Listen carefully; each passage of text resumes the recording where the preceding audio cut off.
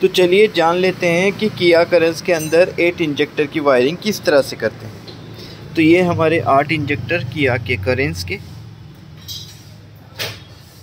एक सिलेंडर के अंदर 2 इंजेक्टर आते हैं और इसका जो ECM है CNG का वो भी 8 इंजेक्टर में आता है, जिसमें से आते हैं 2 वायर लूप। एक है ये जाएगा आपके 4, 5, 6, ये जाएगा आपके 5, 6, 7 और 8 को,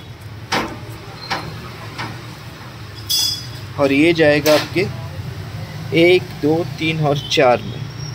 तो इसके अंदर जो वायर आती हैं वो है ब्लू, 2 नंबर में आएगा रेड, 3 नंबर में आएगा ग्रीन और 4 नंबर में आएगा येलो। उसी तरह से आपको आगे का भी वायरिंग कर लेना है। तो ये था किया करेंस का वायरिंग लूम।